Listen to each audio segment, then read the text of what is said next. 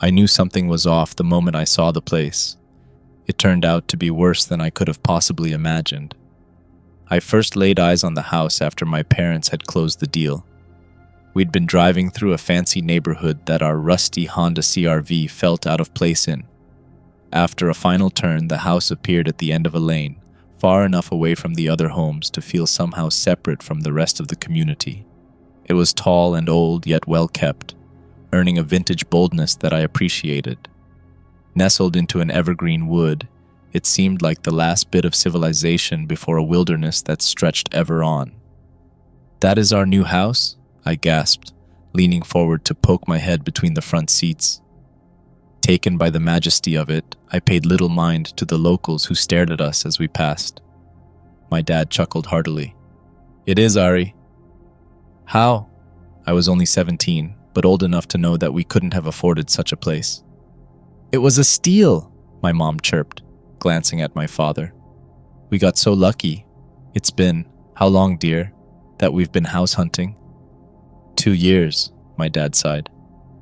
"Well, patience does pay off," my mom went on, gesturing at the house. "Wait long enough and search hard enough and you might just strike gold." "Smelly gold, that is," added my dad with another chortle. I nodded absently, gawping at the building. I didn't need any better explanation. I was in no position to complain. That monument at the end of the lane was to be my new home. "I want my own room," exclaimed my younger sister, Lena. My younger brother, Kai, pouted a little at that. She was 8 and he was 4. They'd been sharing a room since Kai was old enough to be away from our parents. "You'll have just that, honey," answered my mom. Lena squealed in excitement, grinning ear to ear. She couldn't have known that she'd soon come to regret this, and never wish to sleep alone again in her life. Things were fine for the first few days, as you'd expect. The interior of the house was as old and proud as its exterior, and twice as spacious as our former place. It was smelly, though, as my dad had mentioned. The sour reek that seemed to permeate the place was the main reason we got such a discount, my mom explained. Our dogs, Chiefy and Miss Bear, loved it. Even with their extra sensitive noses, they were running up and down the halls barking all day long, unbothered by the stink. They left plenty of dirt on the floors, drawing complaints from my parents. It was unsettling when the dogs growled at the house come nighttime, but that was easily explained as the old building moaned and creaked plenty when the winds off the wilderness pushed against it. The doggos would need a week to adjust, that was all. The first thing that really rubbed me the wrong way was Kai talking to himself in his room. My brother and sister were in the bedrooms on either side of my own, and it was easy enough to hear them through the old woodwork. Lena was singing along to the K-pop Demon Hunters soundtrack on one side. That was nothing new, but on the other side, my typically quiet little brother was mumbling, and I couldn't hear anyone else with him. I didn't think much of it at first, but this behavior continued, and he'd even be talking to himself around the house. My mom was the one to confront him about it. "Kai, sweetie, what are you saying? Are you talking to yourself?" Kai looked up at her, confused. "No, Mommy, I'm talking to my friend." Ooh, creepy, I thought, smirking a little.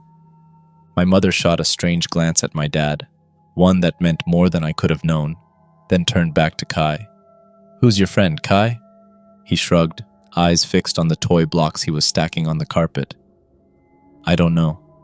My parents whispered to one another for a while after this, deliberating, and seemed to ultimately decide that it was okay for a boy of 4 to have an imaginary friend. Fair enough, I supposed, and we carried on. A week passed, then 2, and still the dogs would not settle when it came to the house's creaking. They would growl and even bark far too often throughout the night. What really got to me was the time Miss Bear was sleeping at the foot of my bed and started growling, seemingly at nothing. I couldn't hear any creaking. It wasn't a windy night, but she was growling at the wall of my room, the one shared with Kai. "Enough," I hissed. Miss Bear looked at me for a moment, then back at the wall and let out a sharp bark. I opened my mouth to protest, but abruptly she yelped, backing away, tail between her legs. Her sudden fear shot my own feeling of, "Ooh, creepy," right up to, "Oh fuck, oh god, oh hell no." "What is it, girl?" I whispered. Miss Bear's hackles were raised, her tail still between her legs. She maintained a low growl, then all at once she shot out of my room, veering toward Kai's door. I jumped out of bed and followed her into my brother's room. Kai was awake. He was sitting on his bed, facing our shared wall. "It's okay," he said to our dog. "It was just my friend." I looked from Kai to the dogs. Chiefy had come as well, to see what the fuss was about, then threw my hands up and left. It was okay for a boy of 4 to have an imaginary friend, right? The next day, on a whim, I took a closer look at the wall my brother and I shared. I swung the curtains open to let in the daylight, then ran my hand over the wooden planks and the ivory paint that covered them. I couldn't sense anything off. There were a couple paintings hanging on the wall, a dresser pushed up against it, and an air intake vent at its base. Unsatisfied, I decided to lay my shoulder into the dresser and push it away from the wall. The cool draft from the air vent caused goosebumps to break out on my leg as I peered behind the dresser. It was subtle, but at the bottom of the wall, just above the baseboards, there was a stain. It was old and brown, but might have once been red.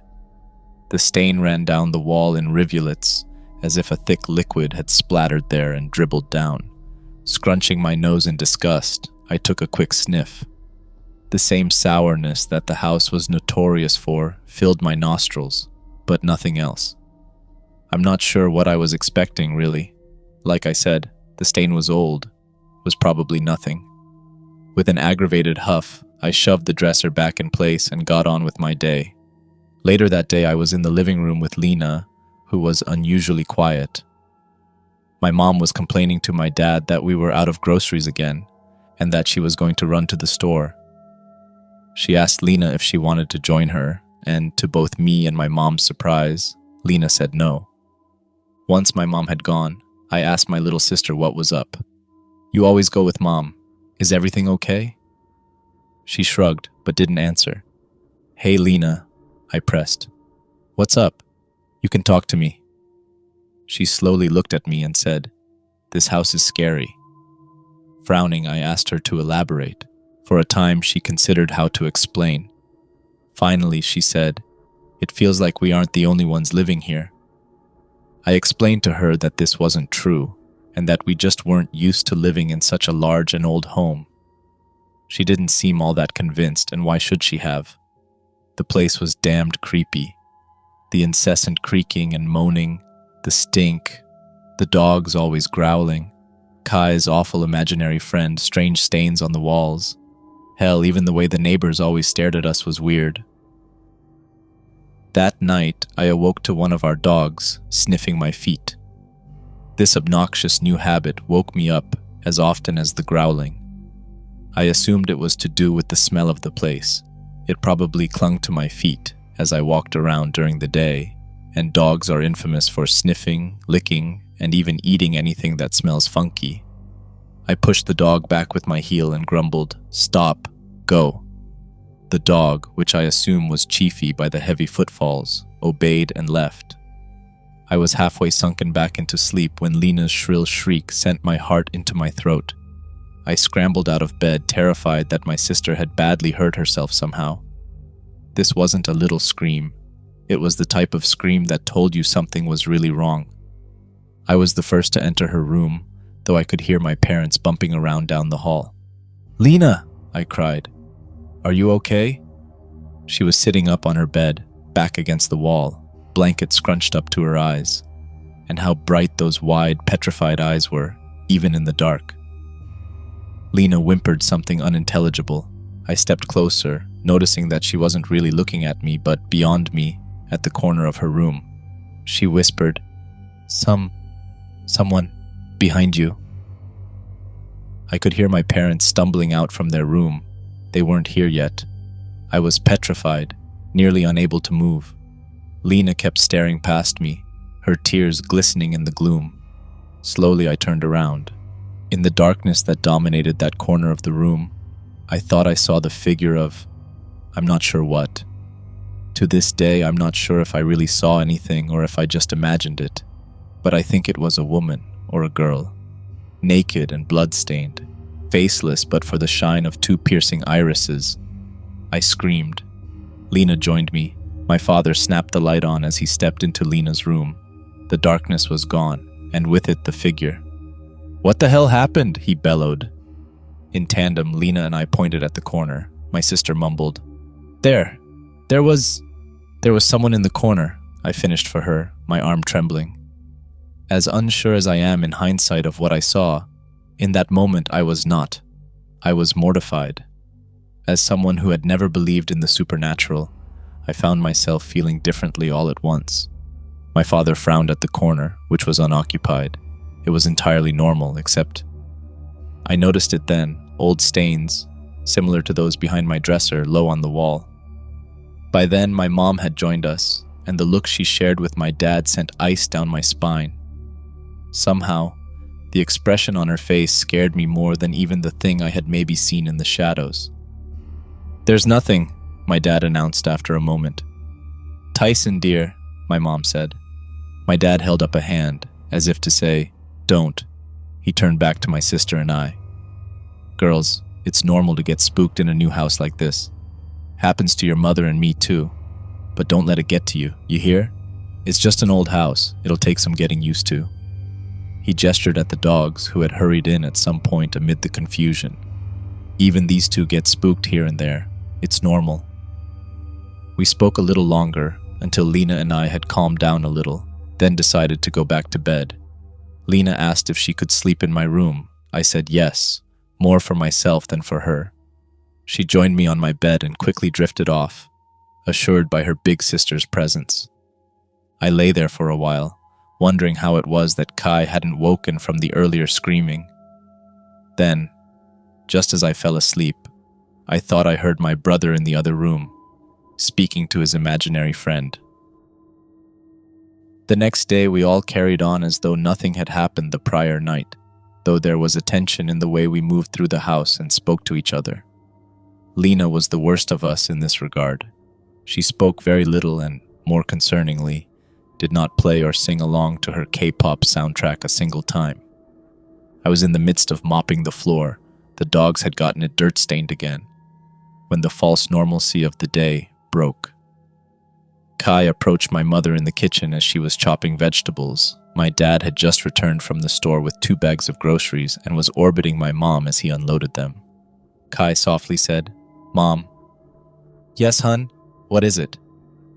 "Can we go back to our old house?" My dad ceased his motion, facing away but listening keenly. I did the same, pausing with the mop pushed halfway across the landing. Mom looked worriedly at Kai. "Why do you want to go back, sweetie?" "I don't want to talk to him anymore," whispered Kai. A horror passed over my mother's features. It was the same expression that had shaken me the night before. My father placed his hands on the countertop, bowing his head and letting out a long, grisly sigh. "Shit," he muttered. "Tyson," my mom murmured. "We ought to discuss this with Ari at least. She's old enough. She ought to have a say." I dropped the mop with a clatter and rushed into the kitchen. "Have a say about what?" I demanded. "Damn it," my dad said. "Kai, buddy, go watch a show with Lena, will you?" "But," Kai started.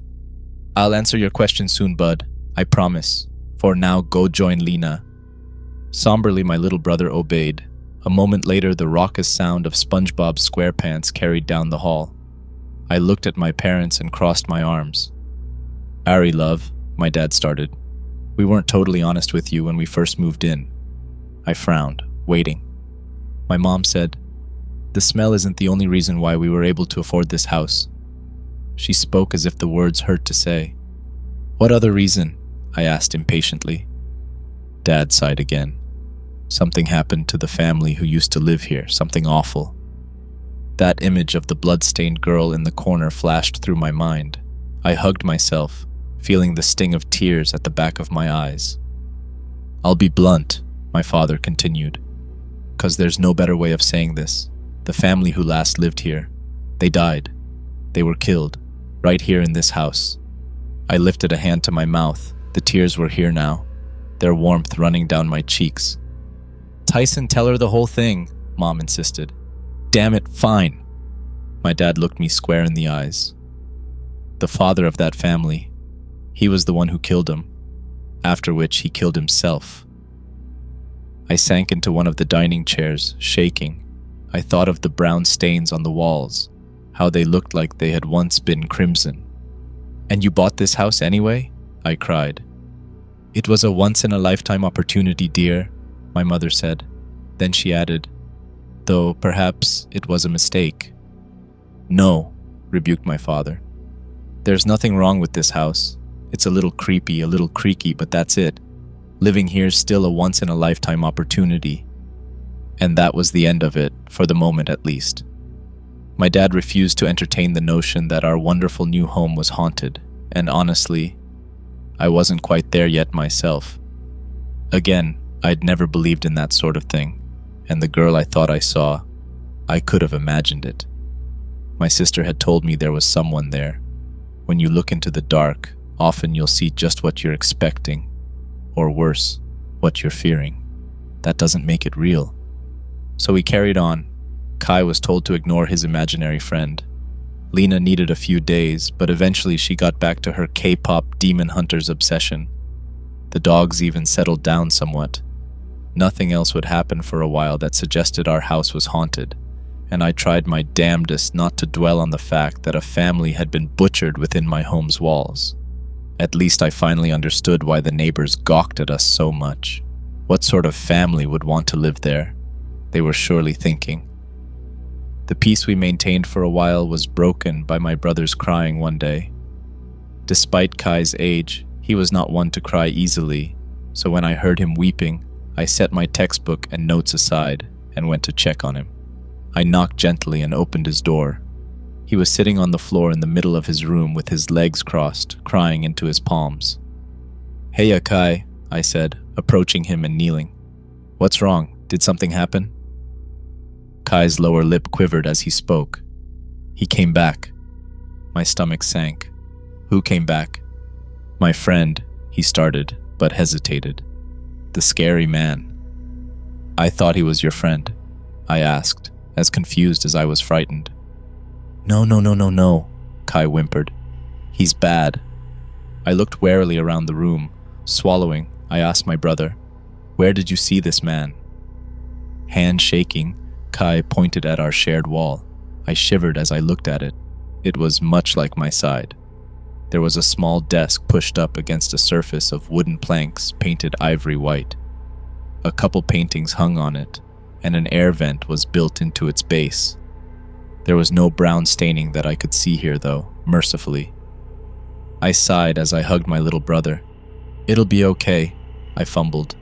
Unsurprisingly, Kai did not seem assured. I tried again. "Hey, do you want to sleep with me tonight?" His eyes lit up. "Really?" "Yes, really," I answered with a smile. I hadn't invited him into my room much in the past couple years. Seeing how much it meant to him warmed me and made me feel a little bad. That night, he pranced into my room, pillow clutched in his arms. "Close the door," I told him with a smirk, "or Chiefy is going to be licking our feet tonight." We got cozy in bed and I read him a bit of a book he loved about a boy and a dragon. Once we were done with that, I asked him if he wanted to tell me anything about his former friend, the so-called scary man. He pouted and shook his head. Fair enough, I thought, regretting that I'd even asked. I shifted the subject to one of his favorite shows, earning back his precious smile. We spoke for a while about similar things that brought him comfort, and eventually he dozed off. After tucking him in, I got back to studying for another hour, and then turned off the bedside lamp and went to sleep. It was a few hours into the night when one of the dogs started sniffing my foot. I was mildly aware of this in a state of half-sleep, and tried to ignore it. Then the hound started licking, making it impossible to shrug off. "Stop!" I moaned, nearly letting out an involuntary giggle at the tickle of the tongue on the sole of my foot. "Cut it out! Go!" The dog listened, panting for a moment longer, then stepping away. I was starting to drift back asleep when I remembered that I had asked Kai to close the door earlier, specifically so that the dogs wouldn't get in. A Abruptly, I sat up. My heart quickened as I turned to look at the door. It was closed. I swung off the bed, taking care not to wake Kai, and whispered, "Chiefy? Miss Bear, are you in here?" There was no response. There was no dog. I stood in the middle of my room, heart hammering, unsure what to do or think. I lifted my foot and felt it. It was damp, but then I was sweating. Surely that's all it was. A little sweat on my foot. The sniffing and licking was a weird dream, that's all. I'm too old to be getting spooked like this, I told myself, frustrated. I got back into bed with a huff and tried to get back to sleep. It took some time, and as I lay there, I thought I saw a figure standing in the shadows past the foot of my bed. A blood-stained girl, perhaps? I'm too old for this, I repeated, exhausted and frustrated. Stop imagining things, Ari. I turned away and closed my eyes. The following days were normal, thankfully. Kai went back to sleeping in his room and didn't have any more visits from the scary man. I didn't have any more creepy foot dreams. And as for the apparitions I continued to see in the shadows of the house, well, once I smartened up and saw them for what they were, figments of my childish imagination, they bothered me less. Life carried on. A few normal days turned to weeks. In the surety of that routine, I couldn't have known that the worst of my family's ordeal was yet to come. I couldn't have fathomed just how dark this home's secrets truly were. The turning point arrived during one of my daily walks. Chiefy and Miss Bear were pulling on their leashes like usual, propelling me down the street, when I caught one of the neighbors staring at me. He was out by his mailbox, closer than I'd ever caught any of them. They usually stared from their windows and porches. The calm weeks had made me confident in my family's choice to purchase the house, and so I let my anger get the better of me as I glared back at this man. "Excuse me, sir?" I called. He glanced at me the way a child would look at a ghost. "Yes? You and others in your home are always staring at us. It's rude and exhausting. What is your deal?" He fidgeted with the letters he'd drawn from the mailbox. Well, he mumbled. Then, after a moment, he looked up, seeming to gather his resolve. "Call it rude, but we can't help but wonder what sort of folks would want to buy a house like that." The dogs were restless. "Sit," I commanded. "Sit and stay." As I met the man's gaze again, I said, "What sort of folks, you ask? The sort who aren't taken by superstition?" I smiled inwardly, pleased with my delivery. The man made a face halfway between a frown and a grimace. "Superstition?" he managed. "You do know what happened in that house, right?" I tilted my chin up and answered without hesitation. The father killed his family and then himself. Horrible, no doubt about it, but not any reason to pass up on a once-in-a-lifetime deal, unless you're superstitious, that is. "The father," whispered the man. His eyes widened, and he looked over my shoulder at the house. "What?" I demanded. "You don't know?" he said under his breath, his worried gaze falling back onto me. "I don't know what?" Chiefy pushed his head into my leg. Miss Bear whined a little. The man explained. "There was a lot of confusion when that horrible thing happened to the family who lived there. The official reports claimed the whole family had died, because that was the convenient conclusion for the investigators. But that was only a rotten bit of negligence and cowardice." He swallowed. "The truth is that the wife and the 2 children were butchered, and the father was never found." Thoughts laced in fear raced through my mind. My dogs continued to whine. "The bastard got away," continued the man. "No one knows where he went. All of us around here upped our security after. You can bet on that. Reinforced windows and doors, alarm systems, cameras, the whole suite. And then comes along a seemingly nice little family, eager to move into that godforsaken place. Imagine our shock." He shook his head. "Call it rude, miss, but you can't quite blame us for gawking, can you?" I licked my lips, which stung with dryness. Where did he go?" The man shrugged. "Like I said, no one knows." Then he looked around as though he were expecting an ambush. Leaning closer, he whispered, Sometimes, though, our cameras catch footage of what looks like a ragged man ambling around the shrouded dark of the neighborhood. "You've shown this to the police?" I asked. "Of course. We've done all we can to get that investigation reopened. It was a terrible thing those investigators did, but all our efforts fell on deaf ears."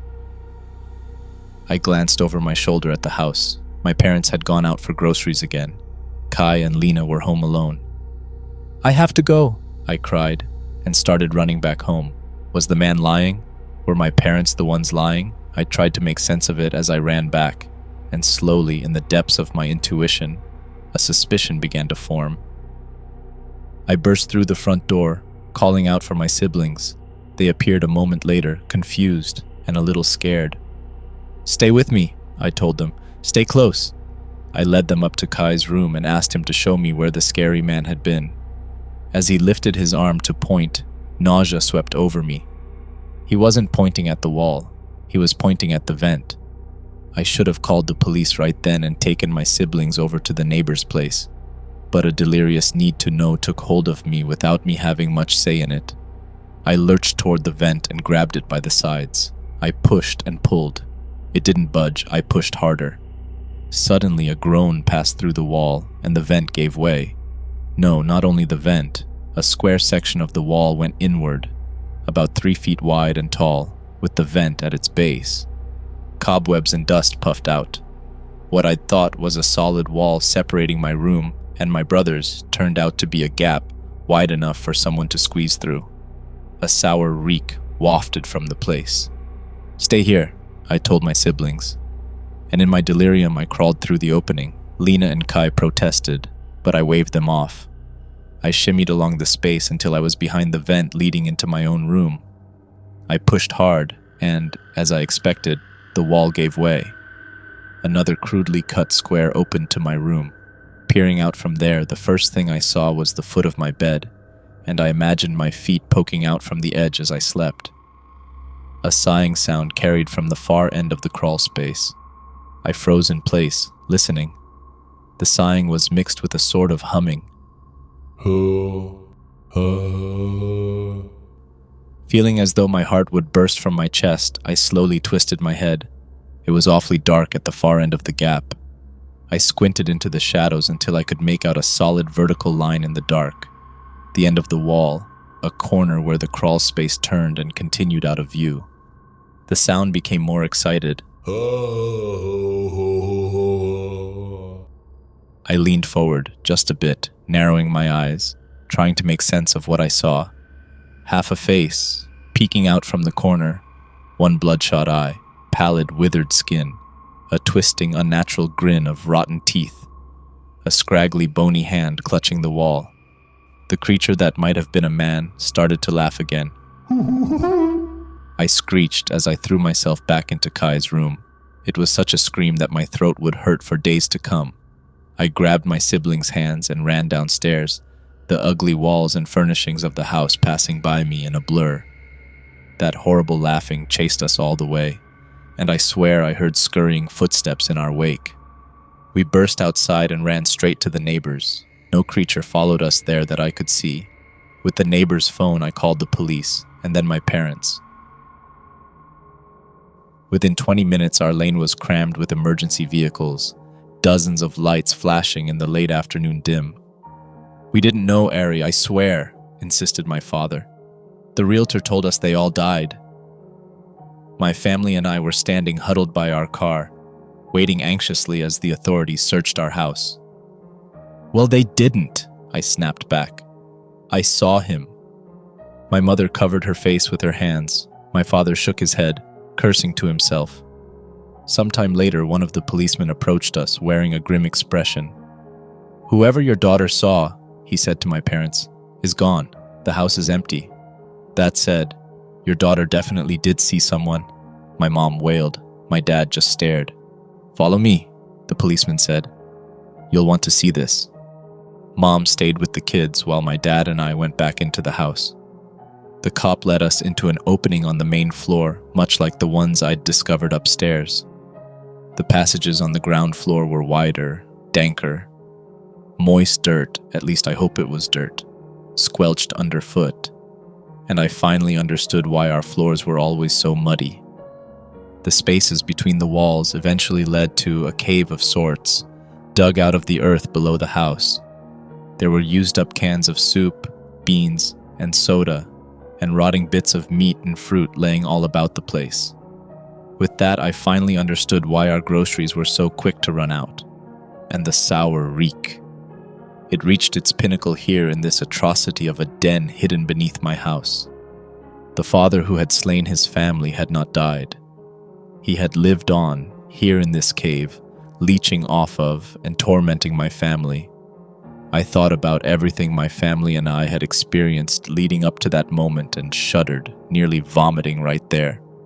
We moved out immediately, not only to a new house but to a new city. We have reinforced windows and doors in our new place, and we watch any who pass by our house the same way our former neighbors used to look at us. But it's not enough, because the man who had haunted us was never found. He is still on the loose today. The 5 of us live as though we're waiting for that thing to reappear. We try to lead a normal life, but Kai continues to imagine the return of his imaginary friend.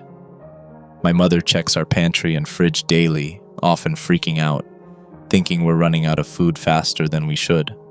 My dad loses it anytime he spots even a bit of dirt on the floor. And I wake up in the middle of the night at least 3 times a week, with the awful sense that something has been licking my feet.